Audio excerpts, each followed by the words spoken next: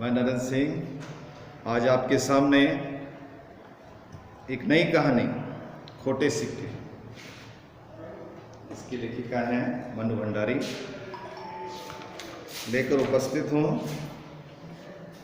आप इस कहानी को ध्यानपूर्वक सुनिए और समझने का प्रयास कीजिए।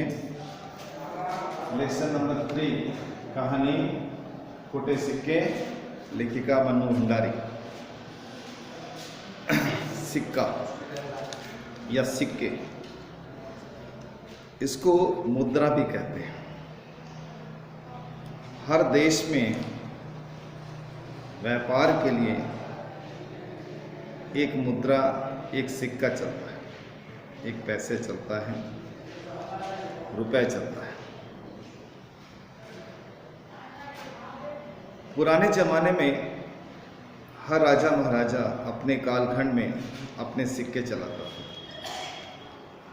गुप्त वंश, मौर्य वंश, मुगल काल और मोहनजोदड़ो, हड़प्पा, इतिहास में जो भी सभ्यता, जो भी शासक हुए, उन्होंने इतिहास में जिंदा रहने के लिए अपने सिक्के चलाए।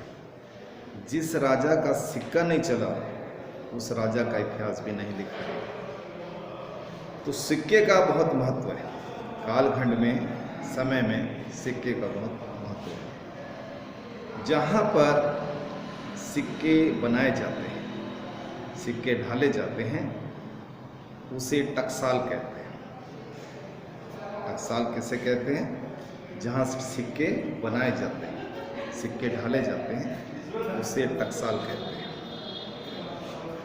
टकसाल में ये सिक्के बड़ी बड़ी मशीनों से, मजदूरों की सहायता से, मशीनों की सहायता से, अनेक प्रक्रियाओं के बाद इन्हें बनाया जाता है। बहुत सारी प्रक्रियाओं से गुजरना पड़ता है, उसके बाद इसे तैयार किया जाता है। अंत में इसके ऊपर राजकीय मोहर लगाई जाती है और सन अंकित किया जाता है। कौन सी सरकार के समय में, कौन से सन में कौन सा सिक्का चला, ये भी सिक्के पर अंकित किया जाता है। सिक्के, जो सिक्के सही आकार प्रकार में होते हैं, वो खरे सिक्के कहलाते हैं। वो बाजार में चलते हैं, बाजार में उनकी कीमत होती है। परंतु जो सिक्के सही शेप में, सही आकार प्रकार में नहीं होते, वे खोटे सिक्के हो जाते हैं। वो खोटे सिक्के कहलाते हैं। ऐसे सिक्कों को फिर से टकसाल में ढालने के लिए वहीं वापस कर दिया जाता है। खोटे सिक्कों का बाजार में कोई चलन नहीं है, कोई लेन देन नहीं होता, कोई मूल्य और महत्व नहीं होता। वो चलन से बाहर हो जाते हैं।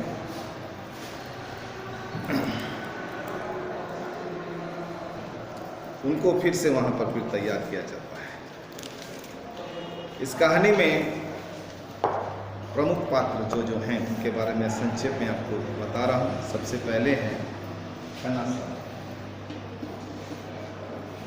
और ये कहानी है कलकत्ते की। कलकत्ता शहर की कहानी है, जिसको आजकल कोलकाता भी कहा जाता है। पहले इसका नाम कलकत्ता था। तो लखनऊ के किसी कॉलेज की, लखनऊ की किसी कॉलेज की छात्राएं अपनी 2 अध्यापिकाओं के साथ कलकत्ता के दर्शनीय स्थान को देखने के लिए आती हैं, और उनके मन में यह टकसाल देखने की भी इच्छा होती है, और वे उस टकसाल को देखने के लिए अपना आवेदन लगा देती हैं। तो खन्ना साहब उस टकसाल के उच्च अधिकारी हैं, सर्वे सर्वा हैं, स्वभाव से रौबीले हैं, प्रभावशाली हैं। इनको अपने काम का बड़ा अनुभव है।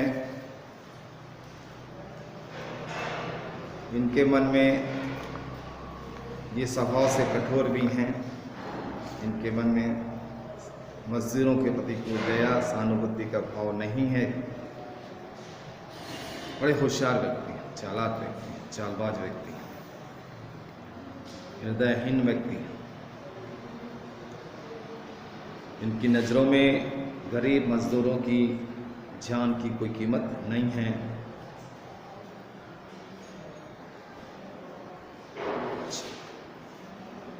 इसके बाद लखनऊ कॉलेज की छात्राएं, लखनऊ में रहने वाली, लखनऊ में पढ़ने वाली 10-12 छात्राएं हैं ये, जो घूमने के उद्देश्य से कलकत्ता के दर्शनीय स्थान को देखने के लिए आती हैं। ये जो छात्राएं हैं अमीर घराने की छात्राएं हैं, बड़े लाड प्यार से पढ़ी हुई ये छात्राएं हैं, आधुनिक छात्राएं हैं। इनके अंदर किताबी ज्ञान है, संसार का कोई अनुभव या संसार का कोई ज्ञान इनके पास नहीं है। खन्ना साहब इन अनुभवहीन छात्राओं की बुद्धि पर हंसते हैं। तो ये छात्राएं जब यहाँ आती हैं तो क्या क्या देखती हैं आदि आदि के बारे में हम सब पढ़ेंगे। इसके बाद हैं 2 अध्यापिकाएं जो इन कॉलेज छात्राओं के साथ आई हुई हैं और हमेशा उपेक्षा का शिकार। खन्ना साहब इनकी तरफ कोई ध्यान नहीं देते हैं, उपेक्षित नजरों से इनको देखते हैं। ये छात्राओं की देखभाल के लिए आई। उसके बाद है अनेक मजदूर। टकसाल में काम करने वाले अनेक गरीब मजदूर हैं जो कड़ी मेहनत करते हैं। कड़ी मेहनत करने के बावजूद, खतरनाक काम करने के बावजूद भी इन मजदूरों को उतना वेतन, उतनी सुविधाएं नहीं मिलती जितनी इनको मिलनी चाहिए। कई वर्षों से ये गरीब मजदूर काम कर रहे हैं, परंतु इनकी परिस्थितियों में, इनके हालात में कोई परिवर्तन नहीं आया है। अभी भी कई सालों से काम करने के बावजूद भी ये गरीब हैं, लाचार हैं, बदकिस्मत हैं, शोषित हैं। इनका इस फैक्ट्री में शोषण किया जाता है और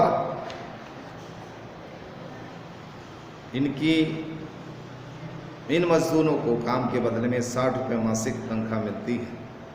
जोखिम भरे काम, खतरनाक काम करने के बावजूद भी इनको उचित पैसा, उचित मजदूरी नहीं मिलती, शोषण होता है इनको। गरीबी और बेरोजगारी हमारे देश की बहुत बड़ी समस्या है। आज हमारे देश में रोजगार के अवसर कम हैं, आदमी ज़्यादा हैं। एक अनार 100 बीमार। एक नौकरी के लिए हजारों आदमी खड़े।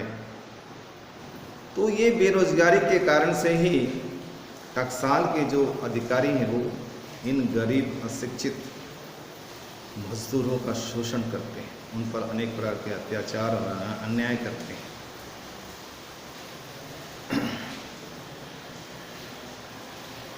टकसाल में घुसते समय और टकसाल से निकलते समय इन मजदूरों की तलाशी ली जाती है।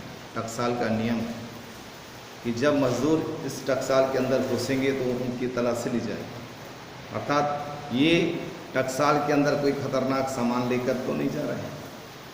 और जब मजदूर वहाँ से निकलते हैं तब भी उनकी तलाशी ली जाती है कि कहीं ये मजदूर सिक्के चुरा कर तो नहीं ले जा रहे। तो खतरनाक जोखिम भरे काम करने के कारण से यहाँ आए दिन कई प्रकार की दुर्घटनाएं होती हैं। ऐसी एक दुर्घटना में एक गरीब मजदूर की टांग टूट जाती है और कट जाती है। वो लाचार हो जाता है, उसे काम से निकाल दिया जाता है। बाद में उसकी औरत, उसकी बुढ़िया खन्ना साहब के पास रोजगार के लिए आती है कि कम से कम मेरे पति को टूटे सिक्के चुनने का काम ही दे दो, जिससे हमारा परिवार चल जाए, हमारे पति को थोड़ा सा पैसे का सहारा हो जाएगा तो हमारे जीवन अच्छा से चल जाएगा। परंतु कठोर निर्मम खन्ना साहब उसको इनकार कर देते हैं। तो हमारे देश में बेरोजगारी और गरीबी के कारण से बहुत सारे हजारों लाखों लोगों को कष्ट भरा जीवन जीना पड़ता है, अभाव का जीवन जीना पड़ता है, शोषण का जीवन जीना पड़ता है।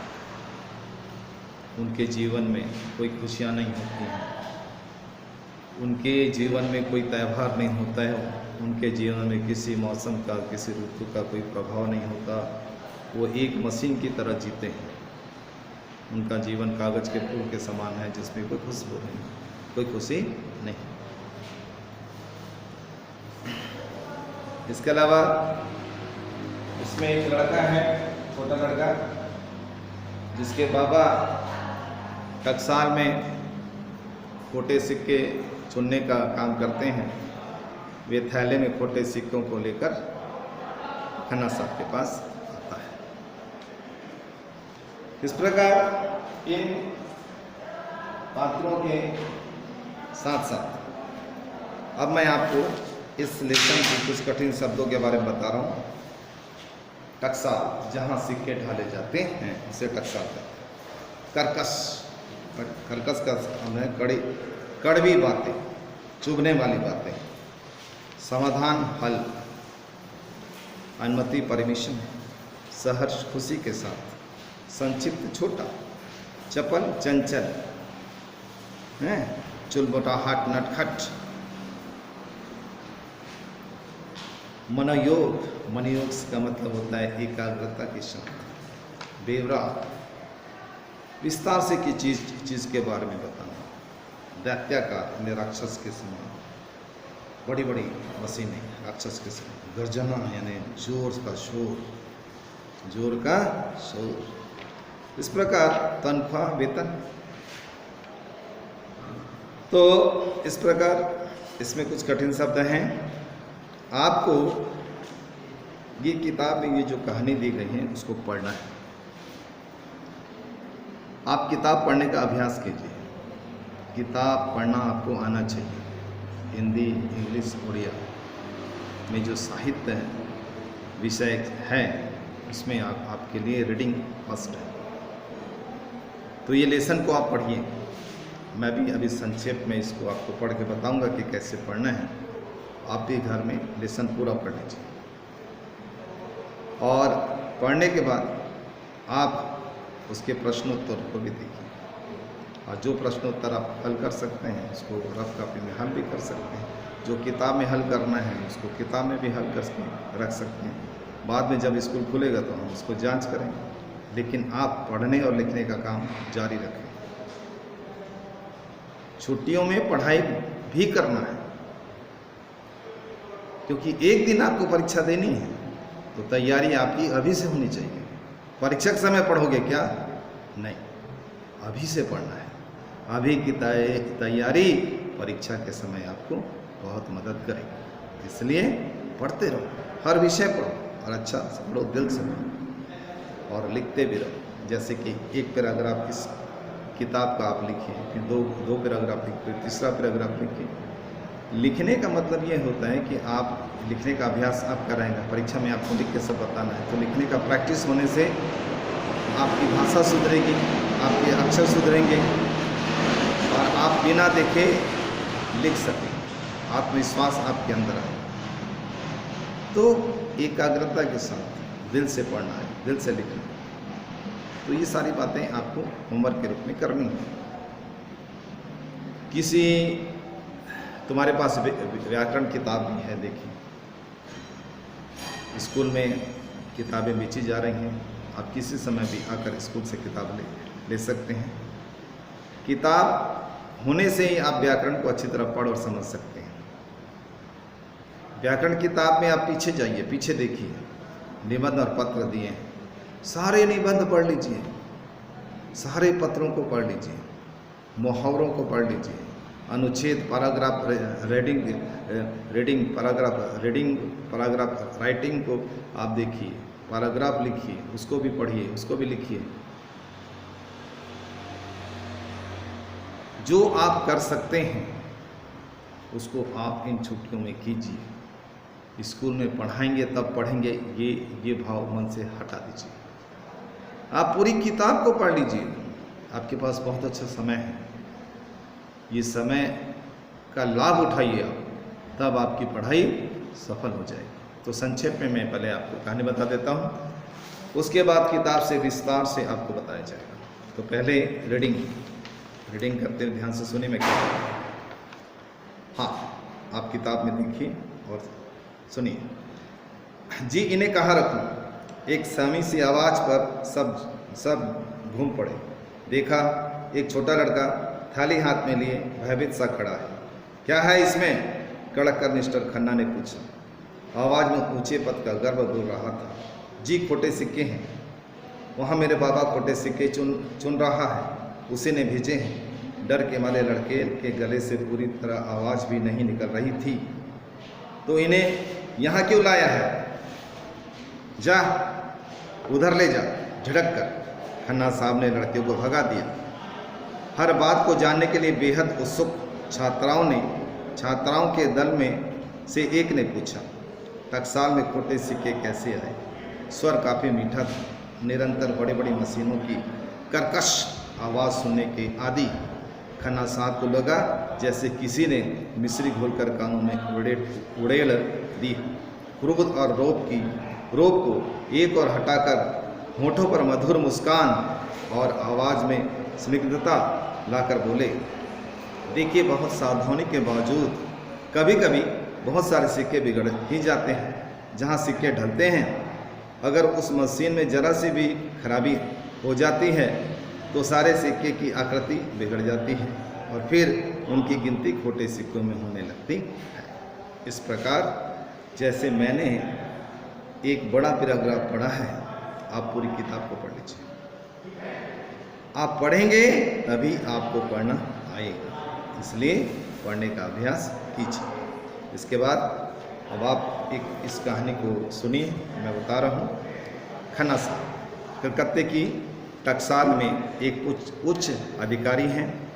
उन्हें सूचना मिलती है कि लखनऊ से किसी कॉलेज की 20-22 छात्राओं का एक दल टकसाल देखने के लिए कोलकाता आया है। उसके साथ 2 अध्यापिकाएं भी थीं या अध्यापिकाएं भी हैं। खन्ना साहब ने छात्राओं के दल का स्वागत किया और उन्हें टकसाल दिखाने स्वयं ले गए। उन्होंने एक एक करके टकसाल के विभिन्न विभागों को दिखाना शुरू किया। घूमते घूमते वे एक बड़े हॉल में आए जहाँ की मशीनें बहुत बड़ी बड़ी थीं। यहाँ तैयार धातु को बड़े बड़े बांस में पतला किया जाता है। आग में लाल लंबी लंबी सलाखें फटाफट ऊपर से नीचे गिर रही हैं तथा नीचे अपने हाथों में बड़ी बड़ी संडासियाँ लिए मजदूर उन्हें उठा उठाकर पानी की नालियों में पटकते जा रहे हैं। नालियों का पानी पूरी तरह से खौल रहा है। छात्रों को यहाँ काम करने वाले पर दया आ गई। काम करने वाले मजदूरों की परिस्थितियों को देखकर, खतरनाक काम को देखकर, जोखिम भरे काम को देखकर मजदूरों के प्रति मन में दया आ गई। खन्ना साहब के पूछने पर बताया गया कि यहाँ कि यहाँ इस प्रकार छोटी मोटी दुर्घटनाएं होती रहती हैं। अभी 2 महीने पहले ही एक आदमी की दोनों टांगें दुर्घटना में कट गई थी। यहाँ से चलकर छात्राओं ने वह स्थान देखा जहाँ तांबे के मोटे मोटे बांसों को पतला किया जाता है और उन पर राजकीय मुहर और सन छापा जाता है। यहीं 5-7 आदमी अपने हाथों से खोटे सिक्के को भी चुनते हैं। छात्राओं को जब यह पता चला कि यहाँ काम करने वाले मजदूरों का वेतन केवल 60 रुपये मासिक है तो उन्हें बेहद आश्चर्य हुआ कि इतना खतरनाक, इतना जोखिम भरा काम करने के बदले में इन मजदूरों को केवल 60 रुपये मासिक दिया जाता है। यहाँ इस प्रकार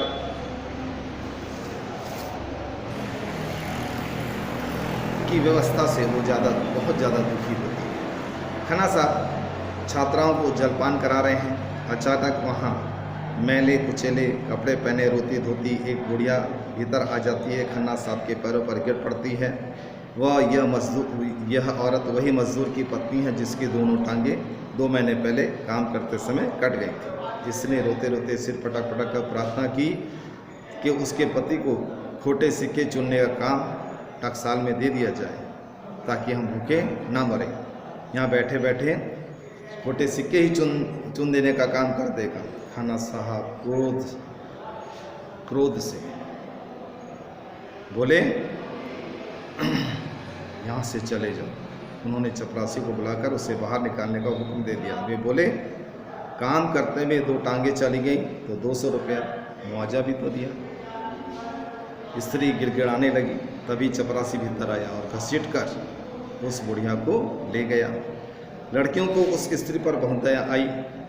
खन्ना साहब ने सफाई दी, हमने उसे 200 रुपये मुआवजा दे दी और हम और क्या कर सकते हैं। यहाँ तो आए दिन ऐसी दुर्घटनाएं होती रहती हैं।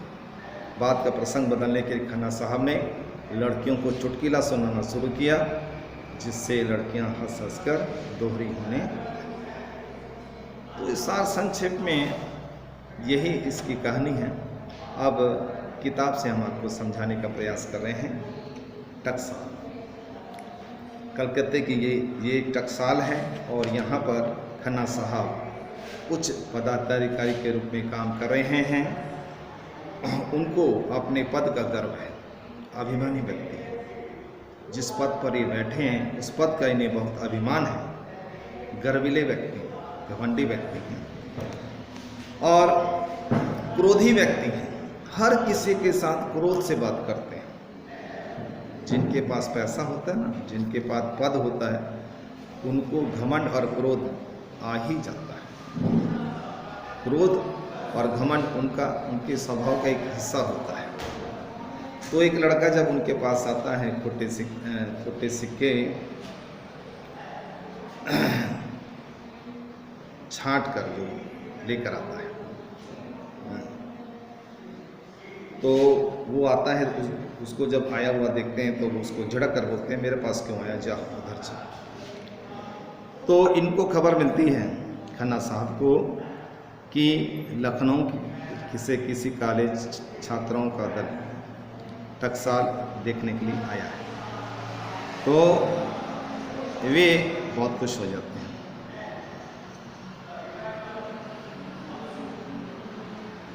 और उनका स्वागत करते हैं। वे लड़कियां जब ये पूछती हैं कि टकसाल में खोटे किसे कैसे आए, तो लड़कियों की ये मधुर आवाज़ सुनकर खन्ना साहब को बहुत अच्छा लगता है और वो बोलते हैं कि कभी कभी सिक्के बनाते समय मशीनों के द्वारा उनका शेप बिगड़ जाता है, उसमें बनाने में खराबी आ जाती है, उनकी आकृति बिगड़ जाती है और उनकी गिनती फिर खोटे सिक्के में हो जाती है। छात्राएं सवाल करती हैं, टकसाल वाले इन खोटे सिक्कों का क्या करते हैं? चला देते होंगे, बाजार में कितने खोटे सिक्के चलते हैं।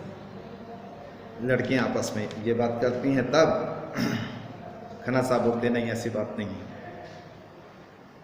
खोटे सिक्के हम ही चला देते हैं, वापस टकसाल में ही हम ले लेते हैं, टकसाल में हम उनको खपा देते हैं। टकसाल में बनने वाली चीज़ हमारी है, इसलिए हमारी जिम्मेदारी है कि हम उसे यहीं खपाएं। तो खन्ना साहब टकसाल के उच्च पदाधिकारी हैं। वे गाइड तो नहीं हैं, परंतु कॉलेज की इन युवा कमसीन हसीन छात्राओं को देखकर वे बहुत प्रभावित होते हैं, उनके प्रति आकर्षित होते हैं। तो वे स्वयं गाइड का काम करने लगते हैं उनके लिए। और वे उनके साथ स्वयं उनको टकसाल दिखाने चल पड़ते हैं। ठीक 11 बजे बस में सवार होकर 20-22 छात्राओं का, ये छात्राएं अच्छे घराने की हैं, अमीर घराने की हैं, कॉलेज में पढ़ती हैं, युवा हैं, हसीन हैं, कमसीन हैं, रंग बिरंगे दुपट्टों में सजी हैं, रंग बिरंगी सुगंध इत्र से सजी सवरी हैं। तो उनके आने पर ठीक 11 बजे उनके आने पर तपाक से खन्ना साहब ने उनका स्वागत किया, बड़ी नम्रता से अपना परिचय दिया, बड़ी शालीनता से विनय के साथ अपना परिचय दिया, उनका स्वागत किया और अपने पद का गर्व भी दिखाया। उन्होंने सतर्क निगाहों से देखा, आंखें फाड़ फाड़ कर देखा कि छात्राओं पर मेरे पद का प्रभाव पड़ा है या नहीं। इसके बाद वो उन्हें टकसाल का संक्षिप्त इतिहास बताते हुए अंदर ले जाते हैं। तो एक नटखट चंचल छात्रा उनसे पूछती है, क्या हमारी तलाशी नहीं ली जाएगी? सुनते हैं, यहाँ घुसते और निकलते हुए सबकी तलाशी ली जाती है। आप लोग हमारे मेहमान हैं। खन्ना साहब बोलते हैं, आप लोग हमारे मेहमान हैं, कोई मेहमानों की भी तलाशी लेता है क्या? वह तो यहाँ काम करने वाले मजदूरों की तलाशी ली जाती है। यहाँ केवल काम करने वाले मजदूरों की तलाशी ली जाती है। खन्ना साहब ने मुस्कुराते हुए, आप मेहमान हैं हमारे, आपकी तलाशी कैसे हम ले सकते हैं? सबसे पहले भी एक बड़े हॉल में छात्राओं के साथ बड़े हॉल में पहुँचते हैं। वहाँ बड़ी बड़ी भट्टियाँ हैं और इन भट्टियों में कच्चे धातु को गलाया जा रहा है। खन्ना साहब उन भट्टियों को दिखाते हैं, फिर आगे बढ़ते हैं, बिजली की भट्टियाँ उनको दिखाई जाती हैं और उसके बाद वे कच्चे धातु को गलाकर सिक्कों को उपयुक्त बनाया जाता है। उसके बाद उसके लंबे लंबे बार्स बनाए जाते हैं। बड़े धैर्य और रुचि के साथ हाथों का संकेत करते हुए वे उनको समझा रहे हैं। सारी छात्राओं के चेहरे पर नज़र गड़ाए उनकी सब बातें सुन रही हैं।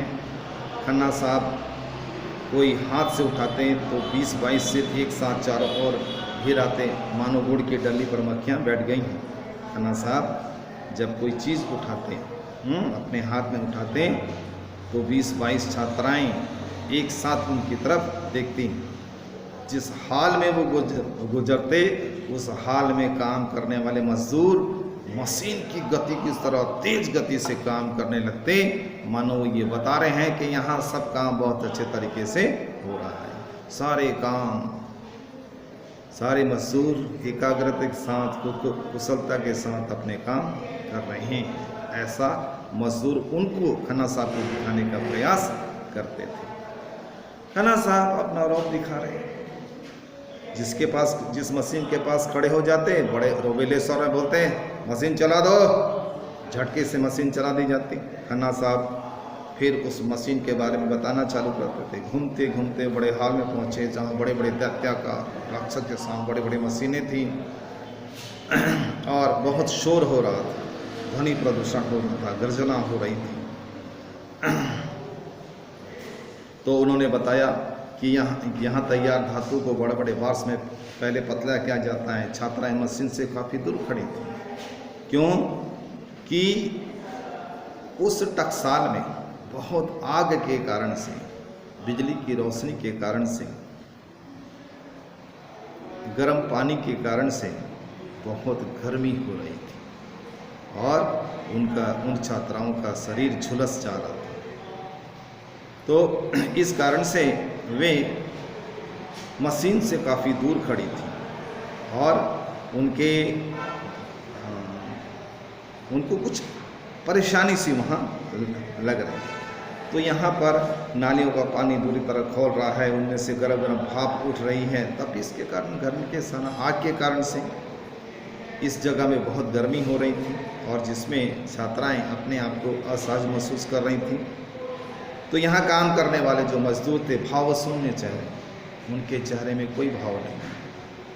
मजदूर इतने ज़्यादा मजबूर हैं यहाँ काम करने के लिए कि उनके चेहरे पर कोई खुशी नहीं है।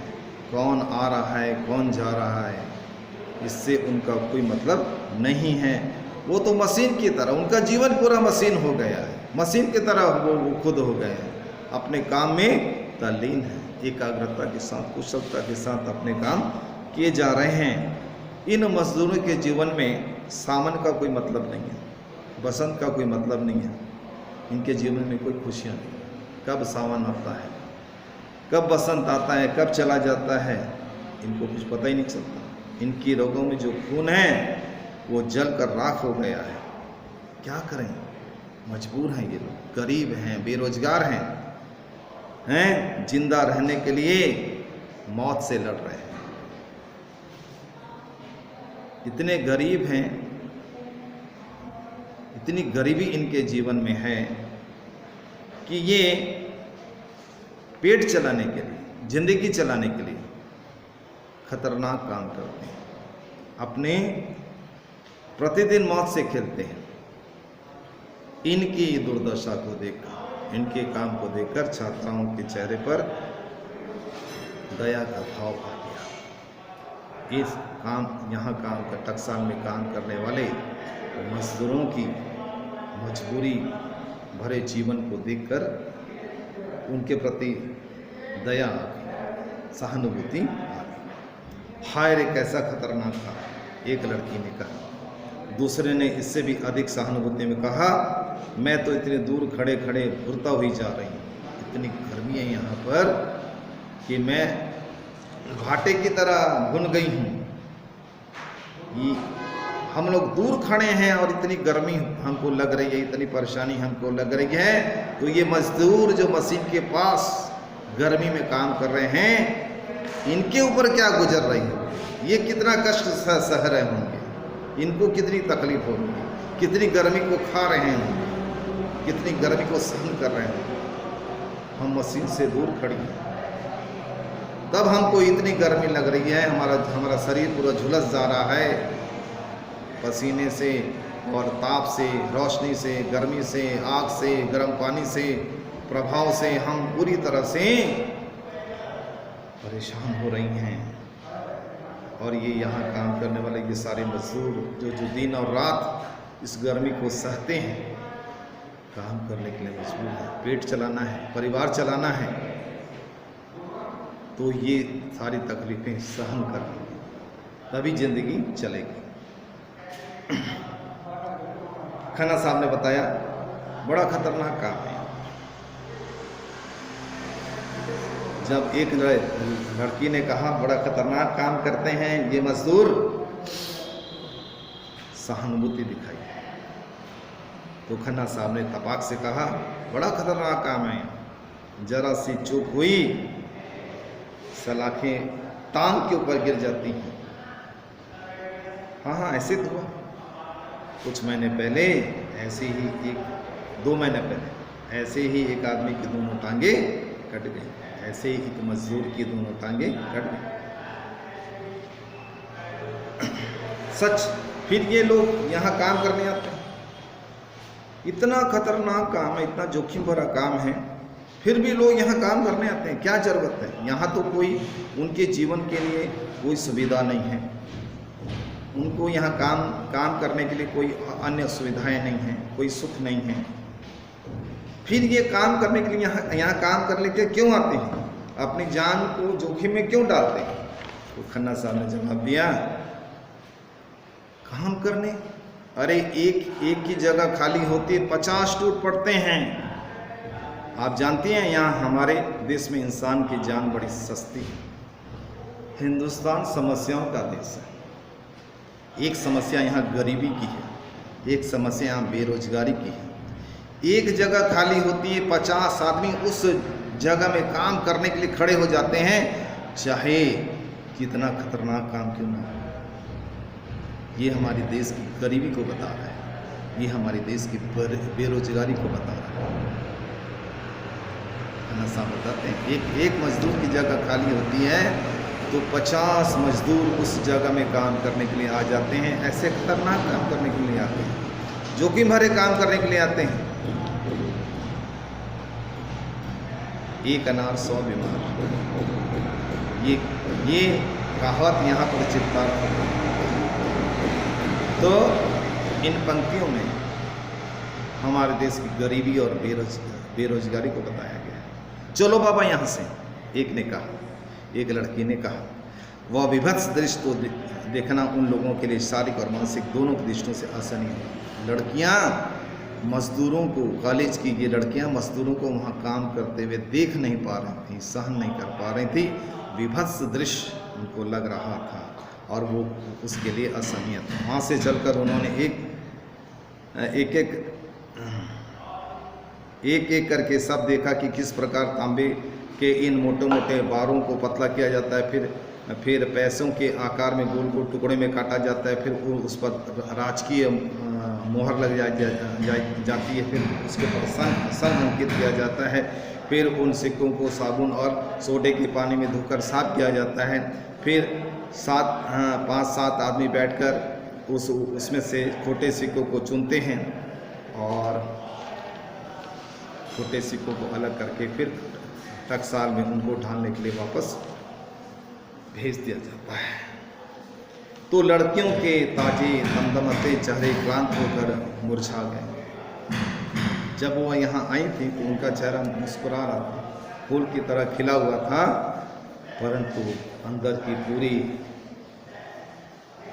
के पूरे भयानक दृश्यों को देखकर, विवश दृश्यों को देखकर उनका चेहरा मुरझा गया।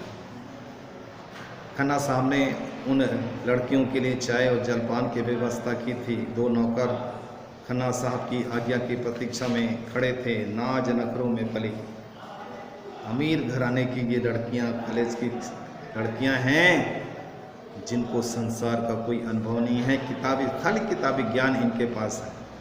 नाज नखरों में पली हैं ये, बड़े बाप की बेटियां हैं ये, पैसे वालों की बेटियां ये, कभी गरीबी से कभी अभाव से इनका पाला नहीं पड़ा है।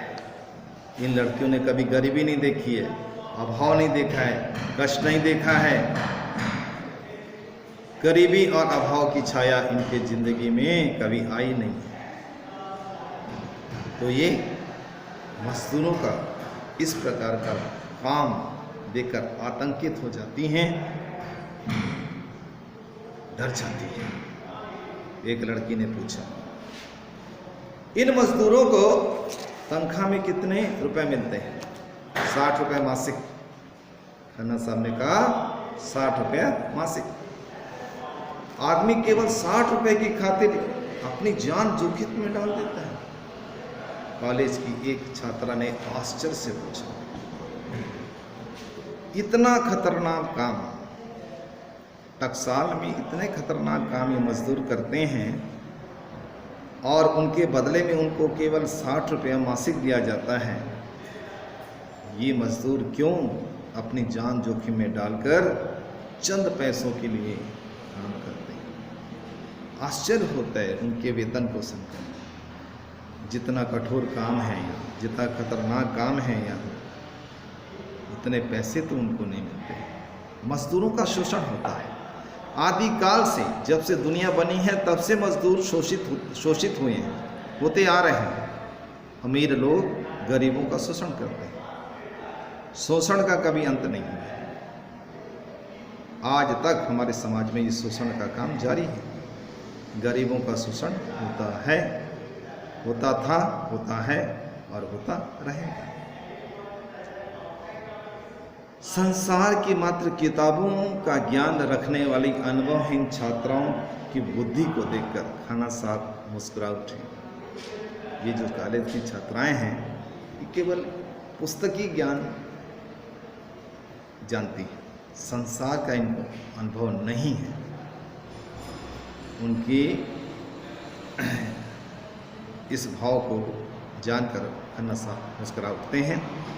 गद्दीदार कुर्सियों में बैठकर रसगुल्ले और गर्मा गर्म समोसे खाते हुए छात्राओं का दिल मजदूरों की दुर्दशा पर करुणा से पीस जाता है। बैठ गई हैं, एक जगह बैठ जाती हैं जहाँ पर खन्ना साहब ने उनके लिए रसगुल्ले मंगवाए हैं, गर्मा गर्म समोसे बनाए, खा रही हैं ये लड़कियां, और इनके दिल में मजदूरों की दुर्दशा देखकर दया आ जाती है, सहानुभूति संवेदना आ जाती है।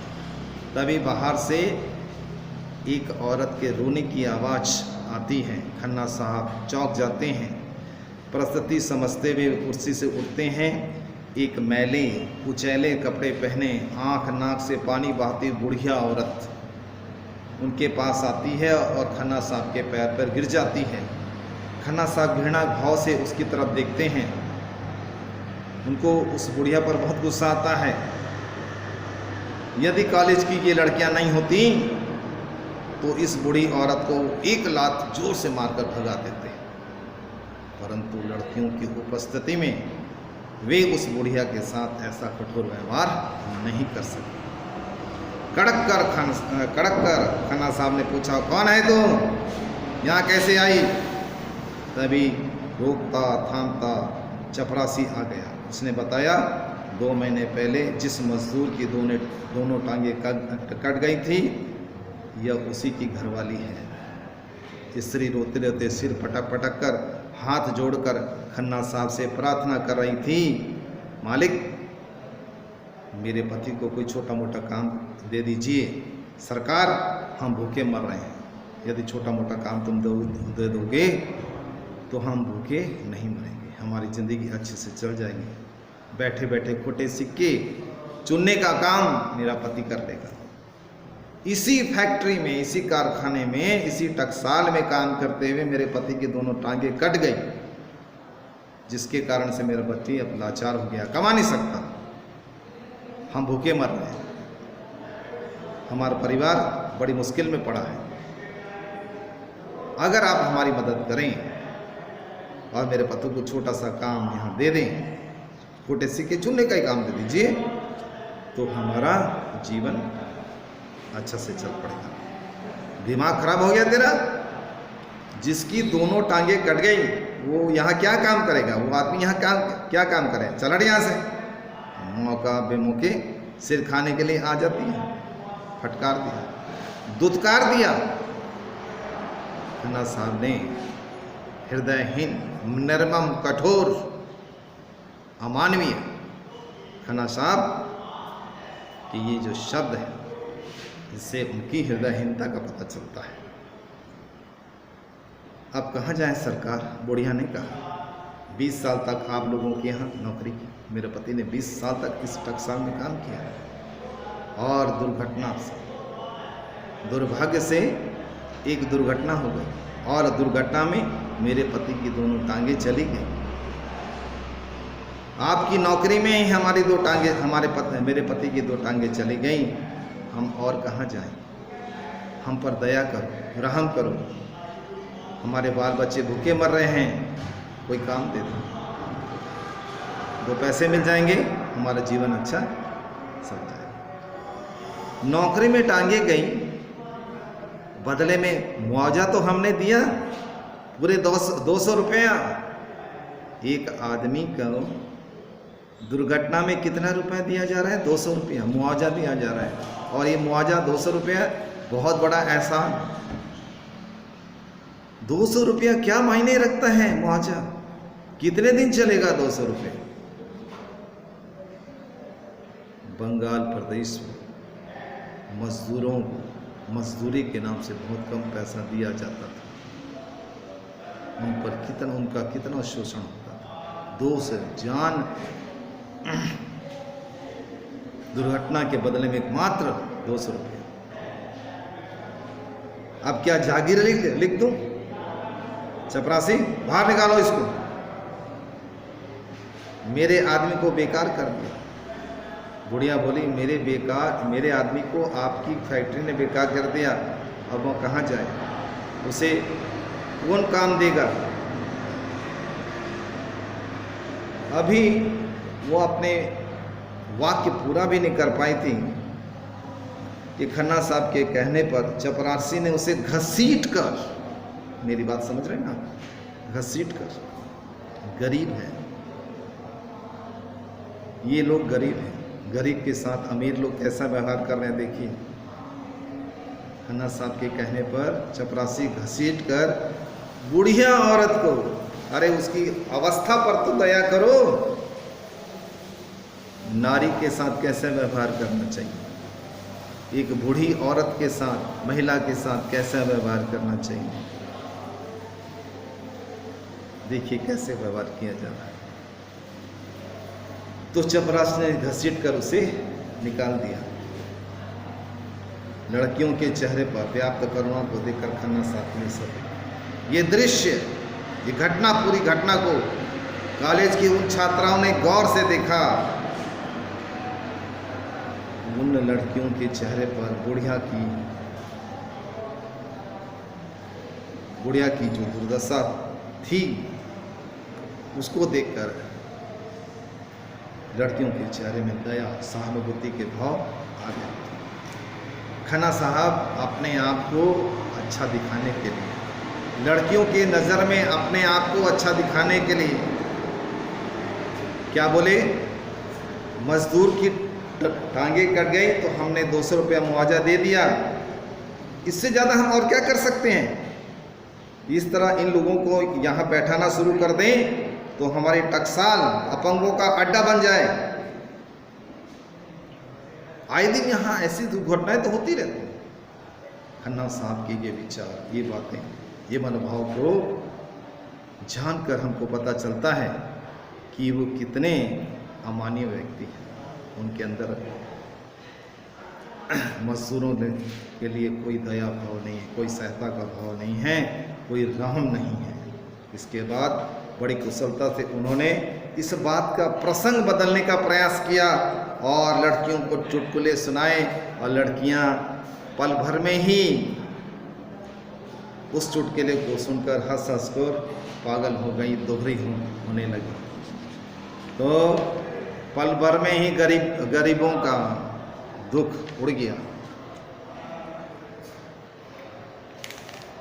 तो इस प्रकार इस कहानी में कलकत्ता शहर के एक टकसाल में काम करने वाले मजदूरों की मजबूरी की,